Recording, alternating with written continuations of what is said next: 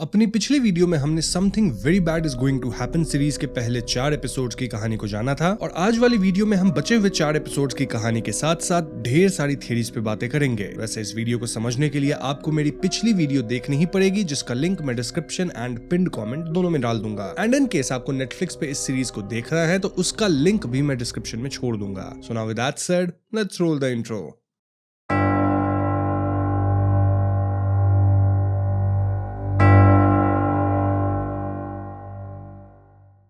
तो 5th episode का नाम है I think you just saved my life और इस एपिसोड की कहानी ठीक वहीं से शुरू होती है जहां लास्ट एपिसोड की खत्म हुई थी। यानी जूल्स और रेचल कर्स वगैरह के बारे में बात करते हुए घर वापस लौटते हैं। रेचल जूल्स से कहती है कि शी इज 92% श्योर कि निकी ही उसका सोलमेट है। वैसे रेचल फिलहाल इस कर्स के बारे में निकी को नहीं बताई है, लेकिन जूल्स इसके बारे में अपनी बीवी नेल को जरूर बता देता है। रेचल काफी प्रेशर में थी क्योंकि 2 दिन में उसकी शादी होने वाली है and she has to be sure कि निकी ही उसका सोलमेट है। खैर तो आज शादी से पहले घर पे एक गेट टुगेदर पार्टी जैसी थी जिसमें निकी के ढेर सारे फैमिली मेंबर्स आते हैं। बोरिस सारे गेस्ट को एड्रेस करते हुए अपनी लव स्टोरी बताते हैं कि कैसे वो विक्टोरिया से लक बाय चांस मिले थे इन एन इमरजेंसी रूम। इस बात को सुन के रेचल सोचती है कि वो भी निकी से ऐसे ही लकीली मिली थी, तो शायद वाकई रेचल और निकी सोलमेट्स हैं। स्पीच के बाद पार्टी में रेचल निकी के कई रिलेटिव से मिलती है और हर कोई रेचल को शादी से पहले अलग अलग एडवाइस दे रहा था। लाइक कुछ लोग कह रहे थे कि नजदीकियां बढ़ाने के लिए कपल को एक साथ कुछ ट्रॉमेटिक एक्सपीरियंस करना पड़ता है। देन कुछ लोग कह रहे थे कि सक्सेसफुल मैरिज के लिए intimacy is the most important thing. Then कुछ लोग बहुत वियर्ड बातें भी बोल रहे थे और ऐसे ही कई सजेशंस चल रही थी। रेचल यहाँ निकी की एक कजन किकी से भी मिलती है जो कि हमेशा ज़ेनेक्स दवा पे रहती है, जिससे वो मेंटली थोड़ा लूपी रहती है। किकी रेचल से पूछती है कि वो और निकी कैसे मिले थे एंड रेचल बताती है कि कुछ साल पहले वो ऑल ओवर द कंट्री घूम रही थी to apply for graduate programs. उसकी लास्ट इंटरव्यू यूटी ऑस्टिन में थी, लेकिन रेचल को अंदर से अच्छा फील नहीं हो रहा था। आई मीन उसे ऐसी फीलिंग आ रही थी कि शायद उसे ये इंटरव्यू नहीं देनी चाहिए। रेचल एयरपोर्ट के बोर्डिंग गेट के लाइन तक पहुंच गई। स्टिल उसे फील हो रहा था कि something is very wrong. Rachel को फाइनली हिट करता है कि अगर वो प्लेन पे गई तो something very bad is going to happen. ऐसे में रेचल फ्रीक आउट करने लगती है और अब तक सब बोर्ड कर चुके थे। बोर्डिंग वाले लोग होते ना, वो रेचल का नाम पुकार के final boarding, last boarding announcement ये सब कर रहे थे, लेकिन रेचल वहीं खड़ी थी, वो डरी हुई थी और बोर्ड नहीं कर रही थी। तभी वहां निकी आता है जो कि उसी प्लेन पे जाने वाला था और वो रेचल को नोटिस करता है। दोनों बातें करते हैं जहां रेचल कहती है कि उसे प्लेन बोर्ड करने से पहले बैड फीलिंग आ रही है। ऐसे में निकी वाज लाइक कि वो भी प्लेन पे नहीं जाएगा और ये दोनों ड्राइव करके अपनी डेस्टिनेशन पे जा सकते हैं। सो यस, इस तरह से निकी और रेचल मिले थे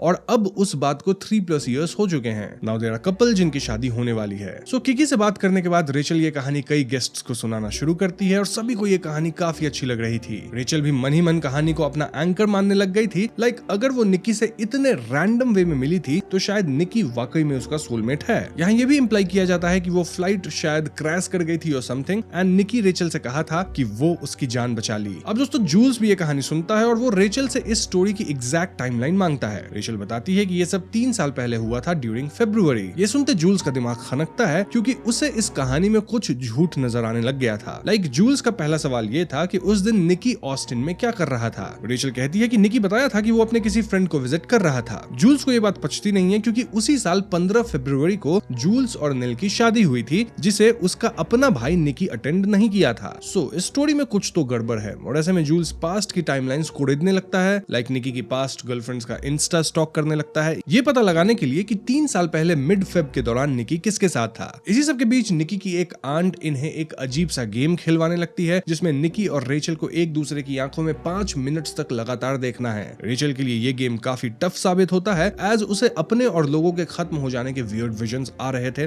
मतलब ऐसे थॉट्स आ रहे थे। दूसरी तरफ जूल्स याद करता है कि उसका भाई निकी कई लड़कियों को डेट किया है, जैसे किसी मॉली नाम की लड़की को डेट किया था, देन एक निकी नाम की ही लड़की को भी डेट किया था और रेचल से पहले भी वो किसी एक लड़की को डेट किया था। नेल उस लड़की का नाम जानती थी, लेकिन नेल जूल्स को इस सब में पढ़ने से मना करती है। जूल्स नेल को कन्विंस करता है सेइंग कि शायद यही उसकी लाइफ का मकसद है, विच इज रेचल को बचाना, क्योंकि बचपन में रेचल की माँ उससे बोली थी कि वो उसकी बेटी को इस कर्ज के बारे में बताए। It's all fate. सोच के देखो, जूल्स का बचपन में वहां होना जहां रेचल की माँ समाप्त हुई और रेचल का जन्म हुआ था, ये कोइंसिडेंस जैसा तो नहीं लगता, मतलब ऐसा लगता है जैसे किसी तरह का भाग्य लिखा गया हो। नेल भी इस बात से कन्विंस हो जाती है और वो जूल्स को बताती है कि निकी की रेचल से पहली वाली गर्लफ्रेंड का जो सरनेम था वो स्टुअर्ट था। जूल्स तुरंत स्टुअर्ट को ढूंढता है ऑन इंस्टा और उसे निकी का झूठ समझ में आ जाता है। उस टाइम पे रेचल अपनी यही कहानी और भी गेस्ट्स को सुना रही थी जब जूल्स वहां आता है और वो काउंटर क्वेश्चन करना शुरू करता है, लाइक अगर निकी और रेचल सेम फ्लाइट में जाने वाले थे और दोनों बोर्ड नहीं किए तो airline staff last boarding call में सिर्फ रेचल का नाम क्यों ले रहे थे? उन्हें निकी को भी तो पुकारना चाहिए था ना। ये सुन के रेचल वो स्टन्ड, क्योंकि वो कभी इस एंगल से सोची ही नहीं थी। जूल्स पूछता है कि क्या तुम दोनों एयरपोर्ट पे 15 फेब को मिले थे? रेचल हाँ बोलती है एंड जूल्स वाज लाइक कि सेम डे मेरी शादी हुई थी जिसको मेरा भाई निकी अटेंड नहीं किया था। जूल्स रिवील करता है कि 3 साल पहले वैलेंटाइन पे निकी का अपनी पुरानी गर्लफ्रेंड के साथ फोटो भी है ऑन इंस्टाग्राम, यानी तब तक ही वाज कमिटेड। और किससे कमिटेड था? वेल, निकी नाम की ही एक दूसरी लड़की से। वो लड़की वैलेंटाइंस पे ही निकी को डंप की होगी और निकी तब तक अपने घर पे अनाउंस कर दिया था कि वो जूल्स की शादी में अपनी गर्लफ्रेंड के साथ आ रहा है। निकी जो एक परफेक्शनिस्ट है उससे बर्दाश्त नहीं हुआ कि वो अपनी भाई के शादी में बिना गर्लफ्रेंड के जाए आफ्टर हिज अनाउंसमेंट। निकी को अपने इमेज की बड़ी परवाह है और वो टू को डिपेंडेंट है to be single even for 2 minutes, इसलिए वो एयरपोर्ट पे प्लेन नहीं पकड़ा और वहीं हार्ट ब्रोकन बैठा हुआ था। इनफैक्ट निकी की तो रेचल वाली सेम फ्लाइट थी भी नहीं, उसकी फ्लाइट तो यहाँ कैलिफोर्निया के लिए थी, ना कि शिकागो के लिए जिसमें रेचल जा रही थी। निकी एयरपोर्ट पे रेचल को देखा होगा जो कि फ्रीक आउट कर रही थी और वो पुरानी रिलेशनशिप टूटने के रीबाउंड में रेचल पे लाइन मारा एंड समहाउ रेचल पट भी गई। फिर वो झूठी कहानी बना दिया कि हम सेम फ्लाइट पे थे, फ्लाइट क्रैश कर गई इसीलिए हम लोग बच गए, तुम मेरी जान बचा लिए नॉल, जबकि फ्लाइट कुछ क्रैश वगैरह करी भी नहीं होगी। ये सब सुन के रेचल वो शॉक्ड, क्योंकि जिसे वो सोलमेट मान के शादी करने वाली थी वो तो इनकी मीटिंग वाली बात में ही झूठ बोल रखा था। इनफैक्ट रेचल तो इसी मीटिंग पॉइंट को काइंड ऑफ एंकर इस्तेमाल कर रही थी कि हाँ अगर हम इतने फेटेड वे में मिले हैं तो कहीं ना कहीं निकी ही मेरा सोलमेट होगा। लेकिन अब रेचल का वो भ्रम टूटने लगा था। याद है ना, अगर निकी रेचल का सोलमेट नहीं हुआ तो रेचल शादी के बाद निपट जाएगी। इस मोमेंट में जूल्स और निकी में हाथापाई हो जाती है और पूरी पार्टी में सीन बन जाता है। हड़बड़ी में रेचल के ड्रेस पे ड्रिंक गिर जाता है और वो भाग के अपने कमरे में जाती है। निकी रेचल के पीछे आता है और वो इस झूठ के लिए माफी मांगने लगता है, लेकिन दोस्तों रेचल अब तक भड़क चुकी थी। दोनों में कहा सुनी शुरू हो जाती है और यहाँ रिवील होता है कि निकी ही रेचल के पिता को इनवाइट किया था फॉर द वेडिंग। इस बात पे रेचल और भड़कती है क्योंकि रेचल को अपने पिता को नहीं बुलाना था। वहीं निकी का कहना था कि रेचल के फैमिली से कोई नहीं था फॉर द वेडिंग, इसीलिए वो सीक्रेटली रेचल के पिता को इनवाइट किया था। ओवरऑल दोनों की रिलेशनशिप में काफी दरारें आ चुकी थी और अब रेचल एकदम श्योर नहीं थी कि क्या वाकई निकी ही उसका सोलमेट है। इसके बाद रेचल गंदे कपड़े में ही फैमिली डिनर पे जाती है और वहां वो खूब पी के सारे गेस्ट के सामने अनाउंस कर देती है कि इस संडे उसकी शादी हो रही है, राइट, और अपनी शादी पे वो खत्म होने वाली है because of a curse. Rachel ये भी रिवील करती है कि अगर वो शादी नहीं करी तो कर्स निकी के पूरी फैमिली पे लग जाएगा, लेकिन रेचल ऐसा नहीं होने देगी क्योंकि वो शादी करेगी। नाउ ऑफ कोर्स सबको लगता है कि रेचल नशे में कुछ भी बोल रही है, लेकिन दोस्तों हम जानते हैं कि ये कर्स सच है। यहीं पे 5th एपिसोड खत्म हो जाती है। अब 6th एपिसोड का नाम है लास्ट नाइट ऑफ फ्रीडम और एपिसोड के शुरुआत में हम निकी को देखते हैं जो कि पूरी रात सो नहीं पाया क्योंकि कल पार्टी में काफी कांड हो गया था। साथ ही हम देखते हैं कि फैमिली वाली पेंटिंग को कुछ लोग ले जा रहे हैं ताकि उस पे रेचल को पेंट किया जा सके। वहीं रेचल नेल को उठाती है और सुबह सुबह उसके साथ कहीं निकल पड़ती है। ये दोनों टाउन के काउंटी क्लर्क जाते हैं जहां सारे लोगों की बर्थ और डेथ रिकॉर्ड्स यूजुअली होती है,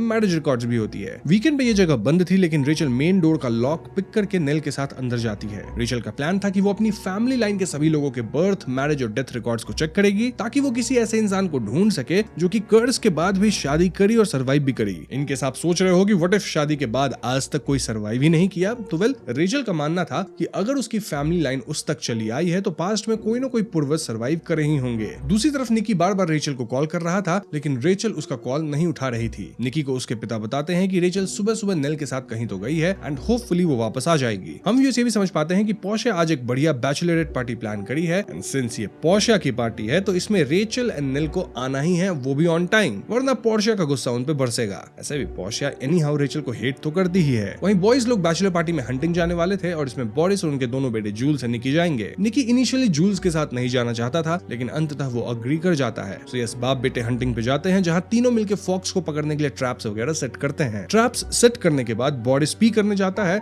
जब जूल्स और निकी एक दूसरे से बात करते हैं। निकी जूल्स को ब्लेम कर रहा था क्योंकि कल रात वो पूरी पार्टी रुइन कर दिया और अब रेचल निकी से अपसेट है। इस पे जूल्स कहता है कि वो बस सच सामने ला रहा था क्योंकि वो रेचल को बचाना चाहता है। जूल्स आगे ऐड करता है कि यही निकी की सबसे बड़ी प्रॉब्लम है जहां उसे सब कुछ एकदम पिक्चर परफेक्ट चाहिए जिसके लिए वो किसी भी हद तक जाता है। निकी के हिसाब से उसके पेरेंट्स की रिलेशनशिप एकदम परफेक्ट है और उसे भी ऐसे ही परफेक्ट फ्लॉलेस रिलेशनशिप चाहिए थी जिसके लिए वो रेचल से मिलने वाले इंसिडेंट को ऐसा बना दिया जैसे वो एकदम फेट हो, they are meant to be together, जो कि सच्चाई नहीं थी। ये सब सुनकर निकी वाज लाइक कि अगर रेचल वाली बात हटा भी दी जाए तो भी ये फैमिली निकी से बातें छुपाती बताती है। लाइक उसके मॉम के ब्रेन ट्यूमर वाली बात जूल्स को पता थी। स्टिल ना तो जूल्स ने ना ही पेरेंट्स ने निकी को इस बारे में कुछ बताया। इस पे जूल्स कहता है कि निकी छोटा है और इसलिए पेरेंट्स हमेशा से उसे प्रोटेक्ट करते आए हैं फ्रॉम एनी हार्डशिप्स। उन्हें पता था कि मदर के ब्रेन ट्यूमर वाली बात निकी को हर्ट करेगी, इसलिए ये बात निकी से छुपाई गई। जूल्स डिड्यूस करता है कि क्योंकि निकी हमेशा से ऐसे ही प्रोटेक्टिव शेल में रहा है, इसीलिए उसे सब कुछ परफेक्ट लगता है और वो परफेक्ट लाइफ के पीछे भागता है जो कि रियलिटी में एग्जिस्ट करती ही नहीं। ये सुन के निकी पलट जवाब देता है कि जूल्स और उसकी बीबी नेल तो हमेशा झगड़ते रहते हैं, तो ये किस तरह का रिलेशनशिप है। इस पे जूल्स वाज लाइक कि भले हम झगड़ते हैं लेकिन हम दोनों एक दूसरे से ऑनेस्ट हैं, मतलब हम सब कुछ क्लियरली कम्युनिकेट करते हैं। यहाँ ये भी बात होती है कि कैसे नेल पहले निकी की गर्लफ्रेंड थी, लेकिन जूल्स बताता है कि वो नेल को तब से पसंद करता है जब वो सिर्फ 21 साल का था। इसी बहस के बीच बॉडीज वापस आते हैं और ये लोग दूरबीन से देखते हैं कि इनके ट्रैप में एक फॉक्स फंस चुका है। इस बार हंट करने की बारी निकी की थी और ऐसे में निकी गन लेके ट्रैप की तरफ बढ़ता है। निकी के साथ जूल्स और बॉडीज भी थे, लेकिन दोस्तों जब ये तीनों ट्रैप तक पहुंचते हैं तो उन्हें वहां फॉक्स का सिर्फ लेग ट्रैप में फंसा मिलता है। इसका मतलब यह है दोस्तों कि फॉक्स अपना ही पैर चबा कर खुद को फ्री करके भाग चुका था। दूसरी तरफ रेचल और नेल ढेर सारे रिकॉर्ड्स निकाल के हार्किन फैमिली की पूरी ट्री बना चुके थे। इन्हें काफी डिटेल्स पता चल चुकी थी। फॉर एग्जांपल जब विटनेस की लव मेरियान पे कर्स आया था तो वो थॉमस हार्किन से शादी करी थी एंड शी सर्वाइव्ड, यानी दोनों सोलमेट्स रहे होंगे। इनके 3 बच्चे हुए, उनमें से 2 बच्चे बिना शादी किए अपनी फैमिली आगे बढ़ाए। वहीं एक बच्ची कैरी हार्किन 27 अप्रैल 1870 में शादी करी और वो सेम डे खत्म हुई due to brain haemorrhage. Then Virginia Harkin 1 नवंबर 1947 में शादी करी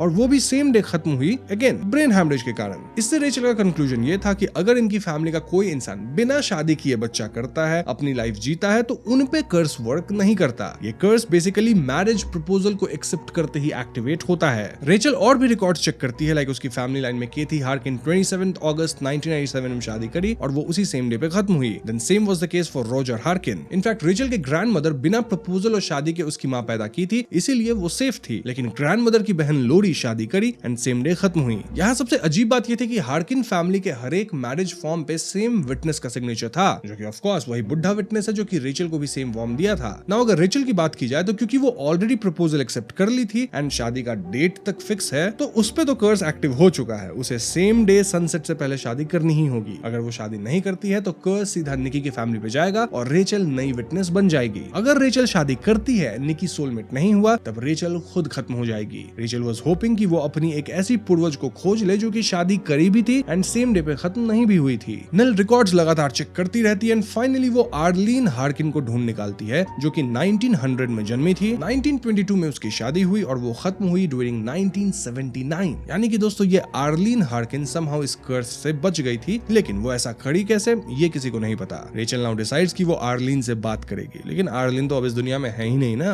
वेल रेचल का प्लान था कि वो आर्लीन की आत्मा से समहाउ कांटेक्ट करेगी, भले ही ओजी बोर्ड का इस्तेमाल करना पड़े। यहाँ नेल एक और अजीब बात पॉइंट करती है कि कैसे रेचल के सभी पूर्वज इसी टाउन में आके शादी किए हैं, इवन इफ वो कहीं भी रिलोकेट हो गए हों। देखा जाए तो रेचल भी इसी जगह पे जन्मी थी, भले ही वो बाहर रहती थी, लेकिन समहाउ यहीं शादी करने वाली है। दूसरी तरफ बॉरिस, जूल्स और निकी फॉक्स को ढूंढ रहे थे टू हंट, क्योंकि इन्हें भरोसा था कि इंजर्ड हालत में फॉक्स दूर नहीं गया होगा। लेकिन दोस्तों फॉक्स की खूनी फुटप्रिंट्स एक वाटर बॉडी के पास आके खत्म हो गई थी। ऐसे में जूल्स डिसाइड करता है कि वो वापस घर जाएगा, लेकिन जाने से पहले वो निकी और अपने पिता बॉरिस को बताता है कि वो और नेल डिवोर्स लेने वाले हैं। This was a shocking news to them और जूल्स ये बात किसी और को बताने से मना करता है। खैर इसके बाद निकी और बॉरिस फॉक्स को अलग अलग डायरेक्शन में ढूंढने जाते हैं एंड काफी समय तक इन्हें फॉक्स नहीं मिलता। एक पॉइंट पे निकी अपने पिता बॉरिस को बर्फ में बैठा पाता है एंड यहाँ बातचीत से पता चलता है कि बॉरिस एक्चुअली में जूल्स और निकी की जो पूरी कॉन्वर्सेशन हुई थी उसे सुन लिए थे। बॉरिस निकी को बताते हैं कि भले वो आज तक ऐसा ही दिखाए हैं कि उनकी और विक्टोरिया की रिलेशनशिप एकदम परफेक्ट रही है, लेकिन ऐसा बिल्कुल भी नहीं है। बॉरिस रिवील करते हैं कि विक्टोरिया तो उन पे चीट तक कर चुकी है। ये सुन के निकी वो शॉक्ड, क्योंकि वो आज तक अपने माँ बाप को एकदम परफेक्ट मानता था, लेकिन उसका इल्यूजन अभी टूट रहा था। निकी भागते हुए घर आके अपनी माँ को कन्फ्रंट करता है और उसकी माँ उसे समझाने लगती है कि वो निकी से बातें छुपाती है ताकि वो निकी को इस बुरी दुनिया से प्रोटेक्ट कर सके। विक्टोरिया कहती है कि ये चीटिंग वाली बात बहुत पहले की है और अब सब कुछ परफेक्ट है। निकी इस पॉइंट तक भड़क चुका था क्योंकि वो क्लियरली देख पा रहा था कि चीजें परफेक्ट नहीं है। लाइक उसके पेरेंट्स के रिलेशनशिप में चीटिंग हो रहा है, उसकी माँ ब्रेन ट्यूमर से खत्म हो रही है जो कि निकी को एक दिन पहले तक पता तक नहीं थी। ऐसे में निकी अपनी माँ से बहस करने लगता है और तभी अचानक निकी की माँ अपना होश खो देती है बिकॉज ऑफ हर इलनेस। अब इन घटनाओं के पैरेलल में रेचल और नेल वापस घर आके बैचलरेट पार्टी अटेंड करने जाती हैं, लेकिन पोर्शिया इन पे गुस्सा थी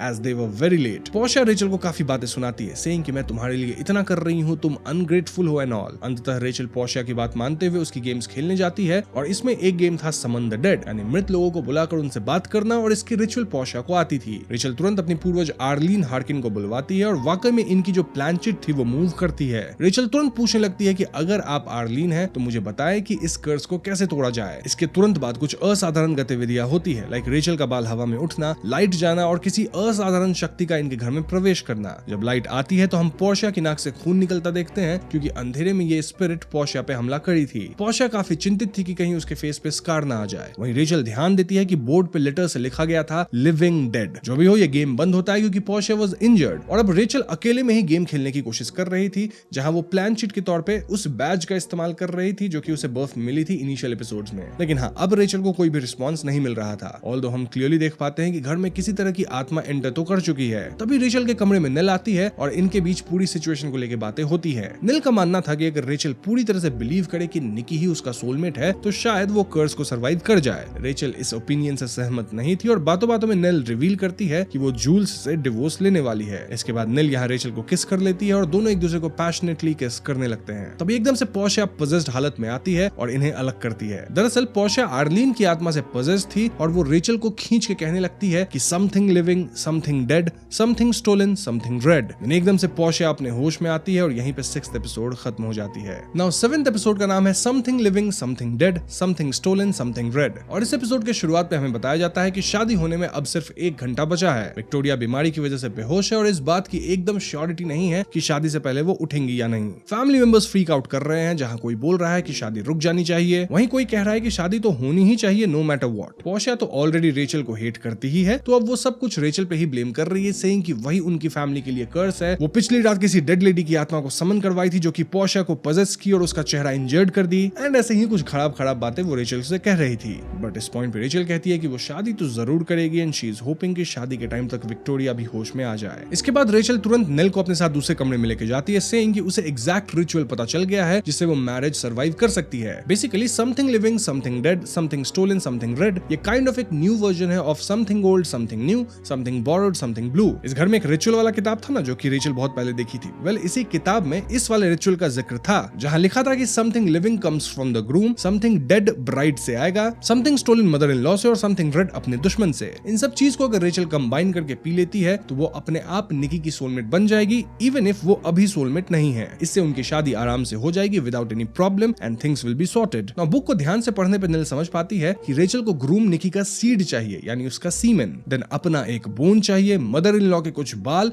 और अपने दुश्मन का खून। नेल कहती है कि अगर रेचल इस रिचुअल के थ्रू निकी की सोलमेट बन भी जाती है तो क्या इसके कुछ साइड इफेक्ट्स नहीं होंगे? क्या रेचल हमेशा के लिए निकी के चाम में ही फंस जाएगी इवन इफ निकी उसके साथ अच्छे से पेश ना आए? रेचल इन रिस्क्स को समझती थी लेकिन उसके लिए जिंदा रहना ज्यादा जरूरी था rather than focusing on side effects। Rachel ये भी कहती है कि निकी शायद उससे बेटर पर्सन है क्योंकि कल रात रेचल काइंड ऑफ नेल के साथ ही इंटीमेट होने लग गई थी। बेसिकली रेचल डिसाइड कर चुकी थी कि वो ये रिचुअल करेगी, पोशन पिएगी ताकि वो निकी की सोलमेट बन जाए। इस पॉइंट तक वेडिंग में गेस्ट्स वगैरह आने लग गए थे और इन गेस्ट्स में वो बुढ़ा विटनेस भी आया था। रेचल अब तक तैयार तक नहीं हुई थी और वो बस इधर उधर भाग रही थी ताकि वो रिचुअल के 4 आइटम्स को जुगाड़ सके। रेचल विटनेस से भी मिलती है जो कि बोलता है कि वेडिंग में 3 रिंग्स होते हैं, एंगेजमेंट रिंग, वेडिंग रिंग और सफरिंग। इसी सब के बीच जूड रेचल और निकी की वेडिंग रिंग्स को खो देता है और रेचल उसे खोजने में जूड की मदद कर रही थी। उधर पोर्शिया अलग परेशान थी क्योंकि शादी का टाइम ऑलमोस्ट होने वाला था और रेचल अब तक तैयार होना स्टार्ट भी नहीं की थी। इन शॉर्ट दोस्तों, यहाँ बहुत अफरा तफरी हो रही थी। नाउ रेचल विटनेस के साथ एक ड्रिंक लेती है, देन अपने ग्लास से विटनेस का ग्लास फोड़ती है जिससे उसके हाथ से खून निकलता है। रेचल इस ब्लड को कलेक्ट करती है, सेइंग वही उसका दुश्मन है। वैसे रेचल पोर्शिया को भी कंसीडर की थी for the blood of adversary. आगे रेचल अपने मदर इन लॉ के कमरे में जाके उनके बाल काट लेती है और तभी यहाँ बोरिस आ जाते हैं। बोरिस परेशान थे क्योंकि उनके हिसाब से शायद उनकी बीवी इस बार नहीं उठेगी, एज हर बार बेहोश होने के बाद वो वीकर होती जा रही थी एंड इस टाइम शायद उनके अंदर हिम्मत नहीं बची होगी। रेचल बोरिस की बातों को सुनती है, देन फटाफट यहाँ से बाहर भागती है टू कलेक्ट अदर 2 आइटम्स और अपने बोन के लिए वो जूल्स और नेल को बुलाती है ताकि जूल्स रेचल पे ऑपरेट करके उसकी पैर की सबसे छोटी उंगली काट सके। यही रेचल की बोन की तरह एक्ट करेगा और दोस्तों जूल्स बहुत बार ना बोलता है लेकिन फाइनली वो ये ऑपरेशन करता है। ध्यान रहे कि जूल्स डॉक्टर है like others in the family और वो अच्छे से रेचल की उंगली अलग करके उसे सौंप देता है, देन पट्टी भी कर देता है। इसके बाद रेचल निकी को ढूंढने निकलती है ताकि उसका सीमेन कलेक्ट कर सके। यहाँ हॉल में वो फैमिली पेंटिंग देखती है जिसमें ऑलरेडी रेचल को पेंट कर दिया गया था। रेचल को हॉल में एक सिक्का भी मिलता है जो कि हमें एपिसोड के स्टार्ट से वहाँ गिरा हुआ दिखाया जा रहा है। रेचल ये सिक्का उठाती है, देन निकी के कमरे में जाती है। निकी रेचल की तरफ नहीं देख रहा था एज इनके बिलीफ्स के हिसाब से शादी वाली सेरेमनी से पहले ग्रूम ब्राइड को नहीं देखना चाहिए। जो भी हो, रेचल निकी से कहती है कि हम शादी करेंगे और अपनी डिफरेंसेस को सॉर्ट करेंगे। निकी भी सॉरी कहता है क्योंकि वो पहले झूठ बोला था और यहाँ दोनों इंटीमेट इंटीमेट होना शुरू होते हैं। इंटीमेट होने के बाद निकी कहता है कि वो इस पूरे मैरिज को ही क्वेश्चन करने लग गया है, क्योंकि वो सोच रहा था कि ये किसी तरह का कैथार्टिक रियूनियन होगा, लेकिन पिछले एक हफ्ते में कई चीजें हुई हैं जिससे सिचुएशन हैज चेंज्ड। लाइक निकी को पता चल रहा है अब कि उसके पेरेंट्स का रिश्ता पक्का नहीं है, उसकी माँ होश में नहीं है and many different things. Rachel Nicky को समझाती है कि जो कुछ भी हुआ उसे हमें पीछे छोड़ के आगे बढ़ना होगा और शादी भी करनी होगी। तभी बाहर से पोर्शिया निकी को कॉल करती है सेइंग कि इनकी मॉम विक्टोरिया फाइनली होश में आ गई है। ये सुन के निकी बहुत खुश होता है और वो अपनी मॉम को देखने जाता है। निकी के जाते रेचल अपने प्राइवेट पार्ट से निकी का सीमेन कलेक्ट कर लेती है इन ए ग्लास। यानी कि दोस्तों रेचल को चारों सामान मिल गया था फॉर द पोशन और वो इन चारों चीजों को वाइन में मिलाती है ताकि वो इसे पी के निकी के सोलमेट बन जाए। पोशन तैयार है, रेचल को बस इसे पीना है, लेकिन एन मोमेंट पे वो ये पोशन नहीं पीती। इसी के पैरेलल में सभी शादी के लिए तैयार हो चुके हैं क्योंकि 10 मिनट में वेडिंग स्टार्ट होगी। इनफैक्ट विक्टोरिया भी शादी के लिए रेडी हो जाती है। सब लोग शादी वाली जगह पे जाते हैं जहाँ सारे गेस्ट्स हैं, पूरी फैमिली मौजूद है एक्सेप्ट रेचल। रेचल बस वही कॉइन पकड़ी होती और वो कुछ तो सोच रही थी। यहीं पे 7th एपिसोड खत्म हो जाती है।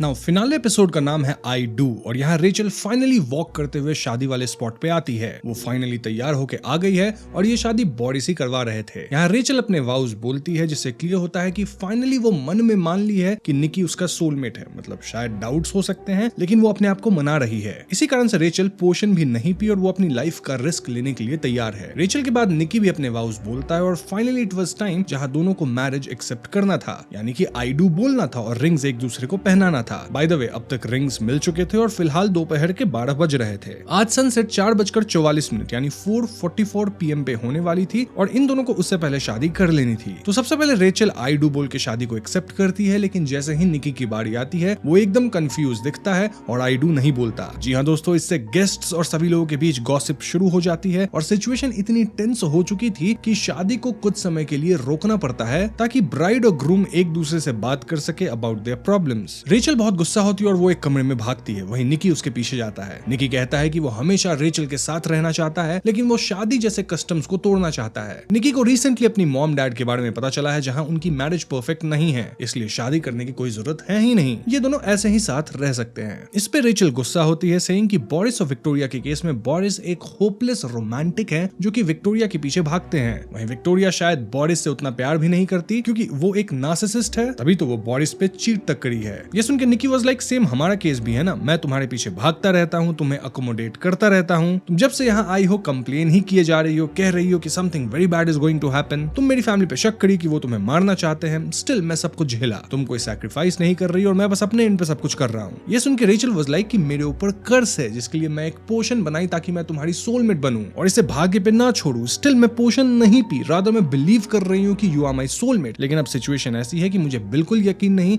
कि तुम मेरे सोलमेट हो। इनफैक्ट जहां तक सैक्रिफाइस की बात है तो रेचल एक्चुअली में इस फैमिली को छोड़ के भाग सकती थी और कर्स निकी और उसकी फैमिली पे आता, रेचल आराम से विटनेस बन जाती। स्टिल रेचल ऐसा नहीं करी क्योंकि वो निकी की फैमिली की चिंता कर रही है और खुद को सैक्रिफाइस कर रही है, खुद को लाइन पे डाल रही है। ये सुनकर निकी कहता है कि उसे ऐसे सुपरनैचुरल कर्सेस पे यकीन तक नहीं है। अब दोस्तों इस बात को सुन के रेचल पूरा फ्रीक आउट करती है क्योंकि रेचल वाज लाइक निकी उसकी बातों पे यकीन तक नहीं करता। इस रिलेशनशिप में ट्रस्ट बिल्कुल भी नहीं है। यहाँ इन दोनों में खूब झगड़ा होता है, लिटरली दोनों घंटों तक लड़ रहे थे और याद रहे कि सनसेट का टाइम है 4:44 PM। इस सब के बीच गेस्ट्स इनका वेट करते करते बोर होने लग गए थे और वो पी के नाचना शुरू कर दिए थे, मतलब डीजे विजे ऑन हो गया था। विटनेस आसपास लोगों से बात कर रहा था और वो सबसे यही पूछता है कि क्या आपको लगता है कि आप दोनों सोलमेट्स हो। विटनेस तो एक बंदे को ये तक कहता है कि आपका कोट बड़ा अच्छा है, क्या मैं शादी के बाद इसे ले लूं। बेसिकली दोस्तों विटनेस जब भी किसी वेडिंग को विटनेस करता है तो वो वहां से लोगों का सामान उठा लेता है। लाइक वो रेचल के माँ की रिंग ले लिया था जब वो शादी के बाद समाप्त हुई, उन्हीं के फैमिली में किसी बंदे की टाई ले लिया था एंड ऑल, और इन्हीं सब सामान का इस्तेमाल करके वो ड्रेसअप करके आता है, इन सारे सामान को लेके आता है in the next cursed wedding. क्यों? ताकि उस वेडिंग को विटनेस कर सके। इस सब के बीच हम कैमरा के थ्रू गेस्ट्स को अजीब तरह से देख पाते हैं, डिपिक्टिंग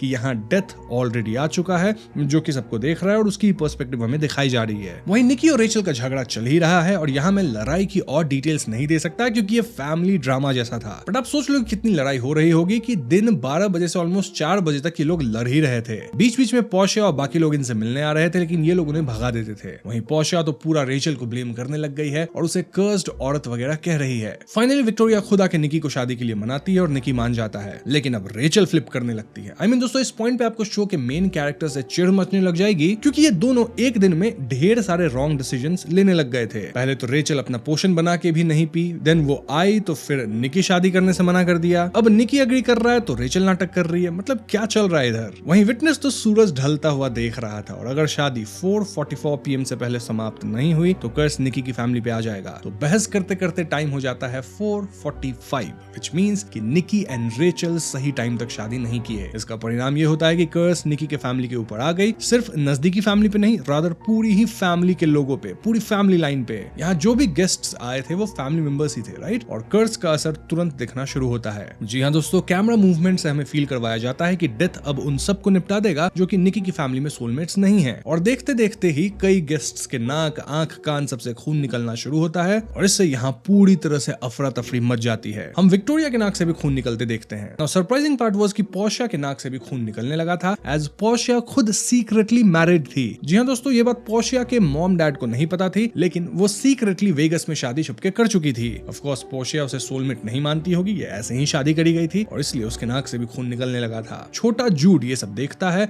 और जूल्स अपने बेटे जूड को घर के एक कमरे में बंद कर देता है, सेइंग कि वो वहीं बैठ के टीवी देखे और बाहर ना निकले, क्योंकि ऑफ कोर्स बाहर तो खूनी खेल चल रहा था। अब एक और सरप्राइज ये था कि जूल्स और नेल इस कर्स से अफेक्टेड नहीं होते, यानी कि ये दोनों एक दूसरे के सोलमेट हैं, भले दोनों डिवोर्स के कगार पे थे। इस पे हम थ्योरीज में और खुल के बात करेंगे। फॉर नाउ धीरे धीरे कई लोग खत्म हो रहे थे, जो कि बहुत ही भयावह सीन था। कमिंग टू रेचल एंड निकी, इन्होंने अब तक 1000 गलत डिसीजन ले ही लिया है, तो फाइनली एक और गलत डिसीजन ले ही लेते हैं। दिस वाज कि फाइनली दोनों शादी करने के लिए रेडी हो जाते हैं, थिंकिंग कि शायद कर्स रिवर्स हो जाए। रेचल भी श्योर नहीं थी, लेकिन वो तो पहले ही आई डू बोल चुकी थी, उसका पार्ट कंप्लीट है। ऐसे में निकी अपने पिता और फैमिली के बचे लोगों के सामने आई डू कहता है और शादी संपन्न होती है। वो रेचल को एकदम जल्दी से रिंग पहना देता है। ये होते रेचल के नाक, आंख से खून निकलना शुरू होता है और वो घर के ओपन एरिया में जाती है। वो लहूलुहान होकर गिरती है, वहीं खत्म हो जाती है। दिस मींस कि कर्स अब निकी के फैमिली पे तो है ही, साथ ही रेचल पे भी कर्स था, वो तो खत्म हो ही गई। पोर्शिया भी नहीं बची और अब तक जितने लोग को खत्म होना था सबके सब निपट चुके थे। हम विटनेस को देखते हैं जो कि उस खत्म हुए आदमी की कोट निकाल रहा था, जो कोट उसे पसंद आई थी। तभी डेथ विटनेस के पीछे आता है और विटनेस हंसते हुए डेथ को वेलकम करता है, सेइंग कि फाइनली तुम मेरे लिए भी आ ही गए। हम घर के डॉग को देखते हैं जो रो रहा होता है, सीइंग ऑल दिस मेहम। सब अपने लव्ड वंस के पास थे, रो रहे थे और निकी पूरी तरह से टूट चुका था। देखते देखते सुबह हो जाती है और इस पॉइंट पे हम विटनेस को खत्म होते देखते हैं।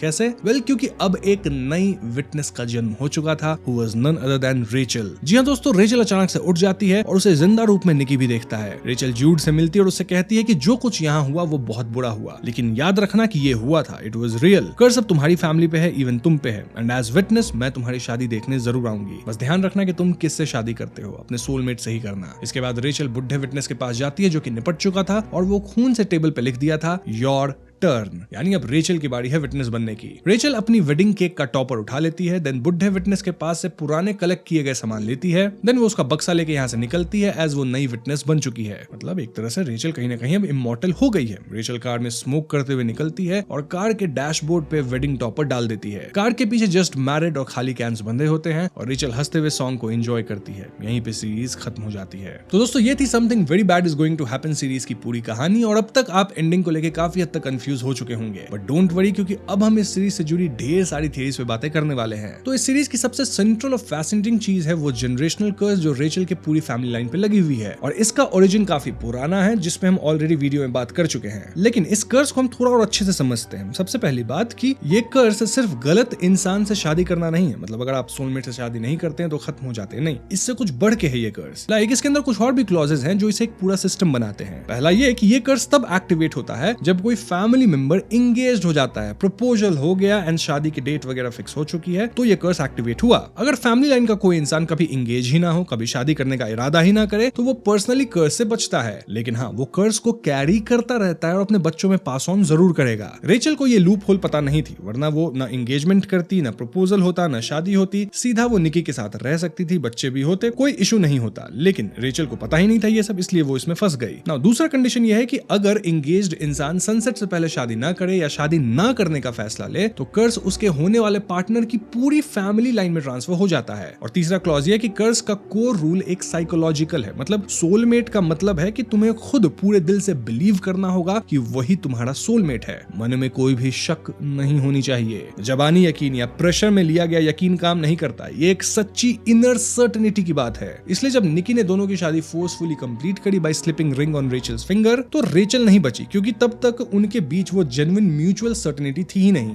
एटलीस्ट रेचल के अंदर तो नहीं थी, निकी के अंदर थी शायद। अब विटनेस का रोल इस पूरे सिस्टम में एक बहुत ही दर्दनाक पनिशमेंट की तरह है। विटनेस जो एक जमाने में एक नॉर्मल इंसान था, उसने अपनी होने वाली बीवी मैरियान को अल्टर पे छोड़ के भाग गया था क्योंकि वो श्योर नहीं था। इस वजह से कर्स मैरियान के परिवार में चला गया, जो आगे चल के हार्किन फैमिली बनी, जिसमें से रेचल आती है। डेथ ने विटनेस को इमॉर्टैलिटी की सजा दी, यानी कि वो मरता नहीं है, मगर इसका मतलब था कि वो हर एक कर्स्ड शादी देखने के लिए मजबूर है पूरी जिंदगी तक। विटनेस एक फॉर्म लेके आता है जिसपे साइन करना होता है और वो हर एक एंगेज्ड पर्सन से पूछता है कि are you sure he is the one और शी इज द वन। ये क्वेश्चन सिर्फ वार्न करने के लिए नहीं है, रादर ये एक टेस्ट भी है। विटनेस खुद जानता है कि ये साइकिल रोकना ऑलमोस्ट नामुमकिन है, क्योंकि जो लोग कर्स को सीरियसली लेते हैं वो डर जाते हैं और जो नहीं लेते वो वैसे भी कर्स्ड होते हैं। उसने रेचल की मां अलेक्जेंड्रा को भी वार्न किया था उस दिन, जो वेडिंग टेप में नजर आता है, लेकिन वो तब भी नहीं रुकी। नाउ सीरीज का सबसे बड़ा ट्विस्ट ये था कि एंड में रेचल खत्म होकर वापस जिंदा हुई और वो नई विटनेस बन गई। वहीं जो पुराना विटनेस था वो समाप्त हो गया। इस ट्विस्ट को समझने के लिए हमें थोड़ी और गहराई चाहिए। देखो, रेचल ने पोशन नहीं पिया, यानी कि वो निकी की असली सोलमेट होने पे यकीन करके ही आगे बढ़ी। लेकिन जब निकी ने सेरेमनी के दौरान आई डू कहने से मना कर दिया, तब सनसेट का टाइम निकल गया और कर्स कनिंगम फैमिली पे ट्रांसफर हो गया।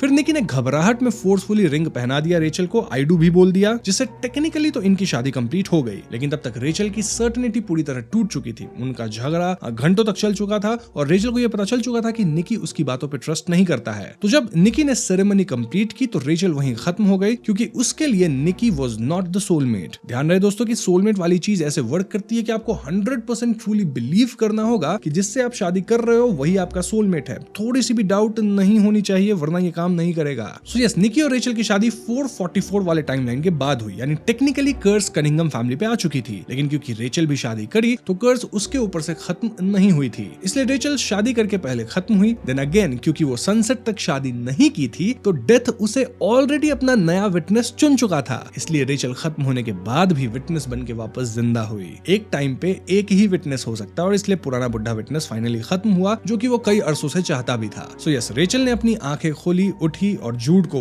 वार्न करी, एग्जैक्टली वही वार्निंग जो कि विटनेस देता है। ये रीबर्थ एक तरह से रेचल की आजादी भी है और एक तरह से नई कैद भी। अब वो इमॉर्टल है, मरने से नहीं डरती, लेकिन उसकी अपनी चॉइस खत्म हो चुकी है। वो सिर्फ विटनेस बन के रह सकती है बाकियों की जिंदगी में। शो के क्रिएटर हेली जे बॉस्टन ने खुद कहा है कि रेचल का विटनेस बनना एक ब्रेकअप स्टोरी की तरह है। लाइक जब हम किसी रिलेशनशिप से अलग होते हैं तो एक तरह से वो लोग हमारे लिए खत्म हो जाते हैं, और रेचल ने लिटरली यही एक्सपीरियंस किया। नाउ द क्वेश्चन इज कि जब कर्स कनिंगम फैमिली पे आया तो जूल्स और नेल क्यों बचे, बोरिस क्यों बचा और बाकी लोग क्यों खत्म हुए? वेल, इसका जवाब सिंपल और हार्ट ब्रेकिंग दोनों है। जब कर्स किसी नई फैमिली लाइन में ट्रांसफर होती है तो वो सिर्फ उन्हें इफेक्ट करता है जो ऑलरेडी शादीशुदा हैं और अपने पार्टनर को अपना सच्चा सोलमेट नहीं मानते हैं। जूड जो एक बच्चा है और अभी शादीशुदा नहीं है, अब वो तो बचेगा ही क्योंकि उसके ऊपर कर्स आई है, लेकिन वो कर्स फ्यूचर में एक्टिवेट होगा जब वो शादी का सोचेगा या एंगेजमेंट करेगा या प्रपोजल होगा। तो हाँ, जूड इसलिए बच गया। नाउ नेल इसलिए बची क्योंकि वो कनिंगम ब्लड लाइन की है ही नहीं, वो शादी के थ्रू फैमिली में आई है। और ध्यान रहे, कर्स सिर्फ ब्लड रिलेटिव्स में ट्रांसफर होता है, इसलिए शायद नेल पर्सनली इफेक्ट नहीं होती है। ऑल्दो कई लोग का मानना है कि नेल भी इस कर्स से इफेक्ट होती, वो इफेक्टेड नहीं थी because she was Jules soulmate. But नहीं, मैं मानता हूं कि नेल इस ब्लड लाइन का हिस्सा थी ही नहीं। अब बात करते हैं जूल्स और बोरिस की। दोनों बचे और इसका कारण है कि दोनों ने जेन्युइनली अपने पार्टनर्स को अपना सोलमेट माना था। बोरिस अपनी बीवी विक्टोरिया के पीछे डेकेड से भागता रहा। वो एक होपलेस रोमांटिक था जो विक्टोरिया से सच्चा प्यार करता था, जबकि विक्टोरिया नार्सिसिस्ट थी और चीट भी करी थी। बोरिस की सर्टेनिटी फेक नहीं थी और इसीलिए वो बच गया, क्योंकि वो विक्टोरिया को अपना सोलमेट मानता था, लेकिन विक्टोरिया नहीं बच पाई। नाउ जूल्स और नेल की स्टोरी तो और भी कमाल है। दोनों बार बार झगड़ते थे, डिवोर्स के कागजों तक बात पहुंच गई थी, लेकिन जब कर्स आया तो दोनों बचे, क्योंकि इनका झगड़ा ऑनेस्टी पे बेस्ड था। दोनों एक दूसरे से कंप्लीटली ट्रांसपेरेंट थे। जूल्स वही इंसान था जो कि अपनी बीवी नेल से तब से प्यार कर रहा था जब वो सिर्फ 21 साल का था, और जूल्स के एक्शन से क्लियर था कि भले वो नेल से झगड़ा करता है लेकिन वो उसे बहुत प्यार करता है एंड वो उसको अपना सोलमेट मानता है। बेसिकली शो ये बता रहा है कि सोलमेट का मतलब परफेक्ट रिलेशनशिप नहीं होती। सोलमेट का मतलब है वो इंसान जिस पर तुम सच्ची सर्टेनिटी के साथ यकीन कर सकते हो। इनफैक्ट एंडिंग एपिसोड में शादी से पहले हम जूल्स और नेल को वापस एक दूसरे के करीब आते भी देख पाए थे। नाउ विक्टोरिया पोर्शिया दोनों खत्म हुए। विक्टोरिया इसलिए क्योंकि ऑफ कोर्स वो एक नार्सिसिस्ट थी और बोरिस को कभी सोलमेट मानी ही नहीं होगी, और पोर्शिया इसलिए क्योंकि उसने सीक्रेटली शादियां कर रखी थी एंड ऑफ कोर्स ये उसकी ऐसी ही वेगस वाली शादी थी जिसके बारे में किसी को पता भी नहीं था, तो वो खुद अपने पति को सोलमेट थोड़ी मानती होगी। वैसे ध्यान दिया जाए तो निकी भी बच गया, क्योंकि भले वो झूठ बोला था, भले वो शादी के टाइम आई डू नहीं बोला, लेकिन वो हमेशा रेचल के साथ ही रहना चाहता था। शादी न करने के डिसीजन के बाद भी वो रेचल से कह रहा था कि मैं रहना तुम्हारे साथ ही चाहता हूँ। तो कहीं ना कहीं निकी रेचल को अपना सोलमेट मान रहा था और इसीलिए वो खत्म नहीं हुआ। अब सीरीज के अंदर कोल्डीज वाला एक पूरा सब प्लॉट चलता है जो कि बहुत ही क्लेवर रेड हेरिंग है है जो कि शो रनर्स ने डिजाइन किया है। देखो, हमें सीरीज में लैरी पूल का नाम बार बार बताया गया था कि हाँ वो एक सीरियल किलर है, कोल्डीज पूरे शॉप का ओनर है, लेकिन ये कहानी आगे कहीं जाती नहीं है। सो हाँ, कई लोग मानते हैं कि ये यूजलेस है, लेकिन यूजलेस नहीं है। इसमें कई सिंबलिज्म है जिसपे हम वीडियो में आगे बात करेंगे ही। बट फॉर नाउ मैं आपको बता दूं कि कोल्डीज और लैरी पूल एक थीमेटिक पर्पस फुलफिल करते हैं। दोनों ही, रेचल और उसकी मां अलेक्जेंड्रा, दोनों के लिए लैरी पूल एक ऑमनियस प्रेजेंस था और दोनों ही उसी डेंजरस एरिया के करीब अपनी लाइफ के मोस्ट इंपॉर्टेंट डिसीजंस ले रही थी। रेचल ने कोल्डीज का लोगो बिना कभी देखे ड्रॉ भी कर ली थी ड्यूरिंग फर्स्ट एपिसोड। मैं एक्सप्लेनेशन में ये बताना भूल गया था, लेकिन आपको ये बात अभी बता रहा हूँ क्योंकि ये एक सटल हिंट है कि रेचल की मां की मेमोरीज समहाउ उसके अंदर जेनेटिक या सुपरनैचुरल तरीके से स्टोर्ड है। शो के क्रिएटर ने कहा है कि ये कनेक्शन जानबूझकर वेग रखा गया था। ध्यान रहे कि रेचल के अंदर बच्चा पैदा करने का भी एक अनरिजॉल्व ट्रॉमा था जिसकी झलकी हमें फर्स्ट एपिसोड में दिखी, और वो इसलिए क्योंकि रेचल की मां अलेक्जेंड्रा खत्म हुई थी और रेचल दर्दनाक तरीके से जन्म ली थी। कैसे, वो मैं आपको ऑलरेडी बता रखा हूँ वीडियो में। नाउ बार्बी का रेड शू ये एक रेकरिंग मोटिव है जो साइकोलॉजिकल डिसओरिएंटेशन क्रिएट करता है। पॉडकास्ट में इस रेड शू की बात हुई थी। देन सेम शू रेस्ट शॉप के बाथरूम में मिलती है। इसका काम यह था कि व्यूअर्स एंड रेचल दोनों को ये सोचने में मजबूर करो कि कनेक्शन क्या है और उन दोनों को एक अजीब फीलिंग में डाल दो, स्टेटिंग कि ये सब पहले भी हो चुका है और एक तरह का डेजा वू है। वुल्फ का पैर खुद च्यूइंग करना ये एक पावरफुल सिंबल है। फॉक्स हंट वाली सीन में फॉक्स अपना पैर खुद च्यू करके ट्रैप से भाग गया था और रेस्ट स्टॉप के बाथरूम में रेचल ने एक वुंडेड वुल्फ को पाया था। ये दोनों इमेजेस एक ही चीज सिंबलाइज करती है, विच इज डेस्परेट फ्रीडम। खुद को तबाह करके भी आजाद तो होना है। ये रेचल की जर्नी का मेटाफर है कि कर्स से बचने के लिए वो खुद को हर्ट करने के लिए भी तैयार थी, जैसे कि अपनी एक उंगली कटवाना पोषण के लिए। एक तरह से ये फॉक्स की तरह ही अपना पैर च्यू करना हुआ अपनी आजादी के लिए। एपिसोड 4 के एंड में रेचल को बाहर स्नो में एक कोल्डीज बैज मिलता है जिसपे लिखा था but daddy I want one. ये कोल्डीज शॉप का टैग लाइन था जो कि रेचल की मां भी देखी थी और उसे बहुत अजीब लगा था। देन एपिसोड 7 में रेचल को घर के हॉल में एक कॉइन मिलता है जो पूरी एपिसोड में फ्लोर पे पड़ा हुआ दिखाया जाता है तब तक जब तक रेचल इसे उठाई नहीं। ये दोनों चीजें एक ही थीम को टच करती है, विच इज जनरेशनल मेमोरी और इनहेरिटेड एक्सपीरियंस। रेचल की मां अलेक्जेंड्रा ने भी अपनी वेडिंग ट्रिप के दौरान कोल्डीज विजिट किया था और वहां से जाते वक्त एक कॉइन नोटिस किया था। अब रेचल को वही कॉइन मिलता है। ये कोइंसिडेंस नहीं है, ये शो का तरीका है ये दिखाने का कि रेचल और अलेक्जेंड्रा की जर्नी ऑलमोस्ट आइडेंटिकली पैरेलल चल रही है। सेम जगह, सेम वुमेन्स, सेम फीलिंग कि कुछ तो बुरा होने वाला है, something very bad is going to happen. ये चीजें सजेस्ट करती है कि कर्स सिर्फ फिजिकल नहीं है बल्कि एक कर्स की मेमोरी भी होती है जो फिजिकली पास होती है। मतलब एक तरह से कह सकते हैं हॉन्टिंग डीएनए जिसमें हर कर्स जनरेशन उनसे पहले वाले जनरेशन के फुटस्टेप्स फॉलो करती है बिना जाने, सबकॉन्शियसली। ऐसे कई लोग मानते हैं कॉइन शायद ये भी डिनोट करता है कि डेथ अब चेक इन कर चुका है। कॉइन का मिलना एक एंशिएंट सिंबल है। पुराने जमाने में मरे हुए लोग की आंखों पे कॉइन्स रखे जाते थे ताकि वो आफ्टर लाइफ में जा सके। जब रेचल को वो कॉइन मिला तो वो एक साइन था कि उसका टाइम अब ऊपर हो चुका है। अब शो का टाइटल ही रेचल की सुपरनैचुरल गट फीलिंग से आता है, which is something very bad is going to happen. ये रैंडम फीलिंग नहीं है,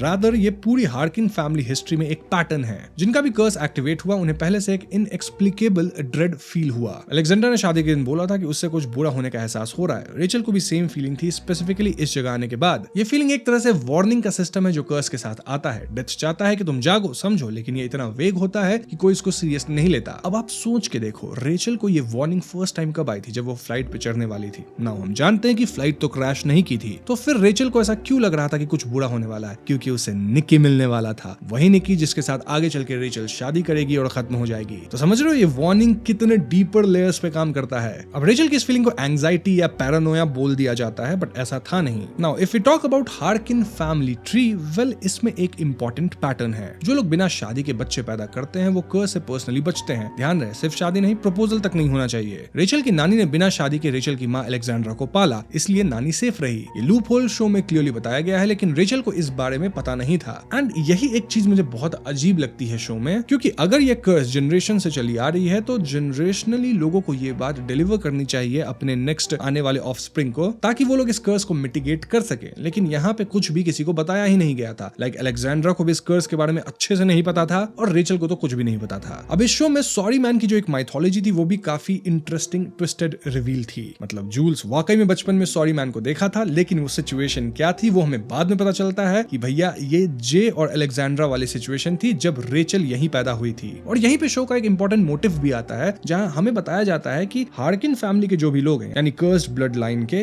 ये लोग समहाउ इस टाउन में ही पहुंच जाते हैं और यहीं पे उनका जन्म या फिर मैरिज, ये सारी चीजें होती हैं। अब ये सब कैसे होता है? वेल ऑफ कोर्स ये डेथ प्लान करता होगा ताकि वो इन चीजों को इसी जगह पे एक सेम वे में देख सके। Now we talk about show's ending, ये एक पूरी नई कहानी का दरवाजा खोलता है, क्योंकि अब रेचल नई विटनेस बन चुकी है जो कि इमॉर्टल है और जूड की पूरी फैमिली लाइन को विटनेस करती रहेगी। रहेगी, मतलब वो जूड की शादी भी देखेगी। जूड जो अब एक बच्चा और पूरी फिनाले में सब कुछ देख चुका है, वो अब कर्स कैरी करता है। होपफुली उसे इस कर्स के बारे में सब कुछ पता भी होगा। रेचल ने उसे क्लियरली वार्न किया कि वो अपनी चॉइस बहुत केयरफुली करे और हाँ, इस इवेंट को याद रखे। बट द क्वेश्चन इज कि क्या जूड आगे इस इवेंट को उस तरह से याद रखेगा जैसा उसे याद रखना चाहिए, क्योंकि वो सॉरी मैन को भी मानता था, लेकिन वो एक मतलब मिथ जैसा ही निकला। एक मिसअंडरस्टैंडिंग थी सॉरी मैन वाली सारी सिचुएशन, जो कि जूड को फाइनली पता चल ही गई होगी। तो क्या बड़ा होके उसकी ये बचपन वाली मेमोरीज धुंधली हो जाएगी, जहां वो इन सबको अगेन एक मिथ ही मानने लगेगा कि हाँ, ये कर्स सच्चाई नहीं है। तो हाँ, शायद इसी के अराउंड सीजन 2 बन सकती है, जहां अपनी जो रेचल है वो विटनेस की तरह होगी और जूड बड़ा हो चुका होगा, जहां शायद अब वो कर्स पे बिलीव नहीं कर रहा हो। एंड ऑफ कोर्स हमारी जो विटनेस है वो सिर्फ ऑब्जर्वर है, पार्टिसिपेंट नहीं है। अब नॉट श्योर कि सीजन 2 आएगी या नहीं, बट अगर आती है तो या ये स्टोरी लाइन एक्सप्लोर किया जा सकता है। अब यहाँ तक मैंने आपको सारी मेन थियरीज बता दी है, बट चलिए अब हम कुछ एडिशनल थियरीज पे भी बात कर लेते हैं, जो कि छोटी मोटी डिटेल्स के थ्रू सीरीज में रखी गई हैं। फॉर एग्जांपल, पार्टी वाले एपिसोड में एक बहुत क्लेवर मोमेंट है जब जूल्स ऐसे एक्ट करता है एज इफ उसका जन्म हुआ है रेचल को बचाने के लिए। हम व्यूअर्स को एक इंस्टेंट के लिए ऐसा फील करवाया जाता है कि कहीं जूल्स और रेचल एक दूसरे के सोलमेट तो नहीं। लेकिन दोस्तों, ये एक रेड हेरिंग थी। रेड हेरिंग एक ऐसी चीज होती है जो जानबूझ के डाइवर्ट करने के लिए रखी जाती है, ताकि हमें ऐसा लगे कि ये कोई इंपॉर्टेंट क्लू है, इससे ही कुछ निकलेगा, लेकिन एक्चुअली में ये सिर्फ एक डिस्ट्रैक्शन होती है ताकि आप असली ट्विस्ट पे ध्यान नहीं दें। एनीवेज, नाउ कनिंघम के घर में जो टैक्सीडर्मी किए डॉग्स हैं, उन्हें एक प्योर डेकोरेशन समझना गलत होगा। क्लासिकल पेंटिंग्स में डॉग्स मैरिटल फिडेलिटी का सिंबल माने जाते हैं, यानी कि वो लॉयल्टी और कमिटमेंट को रिप्रेजेंट करते हैं। बॉरिस टैक्सीडर्मी करता है, यानी वो दिल से चाहता है कि फिडेलिटी को प्रिजर्व किया जाए, उसे जिंदा रखा जाए आर्टिफिशियली। लेकिन आयरनी यह है कि विक्टोरिया ने बॉरिस के साथ चीटिंग की थी, तो वो जो फिडेलिटी के सिंबल्स घर में सजा रहा था वो पहले से ही टूट चुकी थी। और फिर वही साइकिल रिपीट होती है जब कनिंघम फैमिली का एक नया डॉग आता है और वो भी इवेंचुअली सेम फेट से गुजरता है, टैक्सीडर्माइड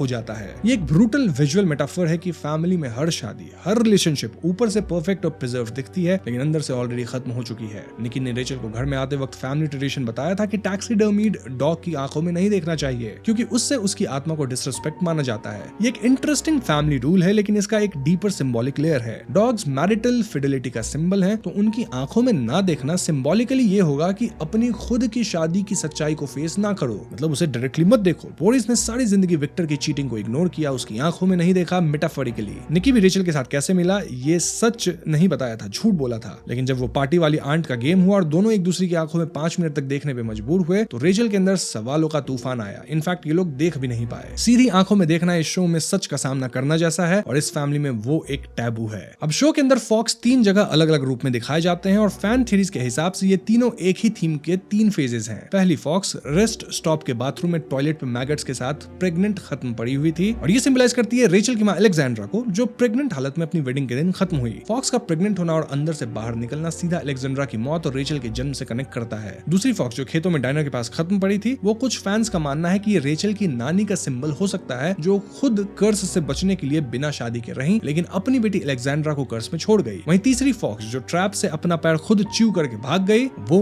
रेचल को सिंबलाइज करती है। जी हाँ, अलाइव, आजाद, लेकिन परमानेंटली ऑल्टर्ड। जैसे फॉक्स के पास अब सिर्फ 3 पैरों से चल के जीना है, रेचल के पास अब इमॉर्टैलिटी है, लेकिन उसकी अपनी जिंदगी खत्म हो गई। नॉट टू मेंशन कि रेचल भी अपना एक टो काटी थी। फिनाले में जब रेचल कार ड्राइव करके जाती है, तो बैकग्राउंड में एक फॉक्स के रोने की आवाज क्लियरली सुनाई देती है। ये शो का फाइनल कंफर्मेशन था कि ये सिंबल पूरा हुआ। एक और थियरी ये है कि जब रेचल ने आर्लीन हार्किन की आत्मा को समन करने की कोशिश की, तो बोर्ड पे लिविंग डेड लिखा गया था। मोस्ट लोग इसे डायरेक्टली रेचल के फ्यूचर विटनेस रूल से कनेक्ट करते हैं कि वो लिविंग डेड ही बनने वाली है, लेकिन एक और रीडिंग जो कि फैंस प्रपोज करते हैं वो ये है कि मैसेज एक्चुअली पोशन के बारे में था। डॉक्टर कनिंघम जब विक्टोरिया की बीमारी के बारे में बात करते हैं, तो वो कहते हैं कि हर बार विक्टोरिया बेहोश होती है तो उसकी थोड़ी और पर्सनालिटी, थोड़ी और सेल्फ खत्म हो जाती है, मतलब ब्रेन ट्यूमर उसे धीरे धीरे वो नहीं रहने दे रहा जो वो थी। अब पोशन का काम भी एक सिमिलर साइकोलॉजिकल डिसोल्यूशन होता। रेचल निकी की सोलमेट बन जाती फोर्सफुली, मतलब वो रेचल नहीं रहती जो थी, बल्कि कुछ और हो जाती। ये लिविंग डेड का एक्चुअल मीनिंग हो सकता है कि तुम फिजिकली जिंदा रहोगी, लेकिन जो तुम हो वो खत्म हो जाएगी। खुद रेचल को यह डर था कि पोशन एक तरह की मर्जी की मौत है और इसका क्या साइड इफेक्ट्स होगा पता नहीं। और रेचल ने बार बार शो में कहा कि वो अपनी आइडेंटिटी किसी के लिए सैक्रिफाइस नहीं करेगी। यही वजह थी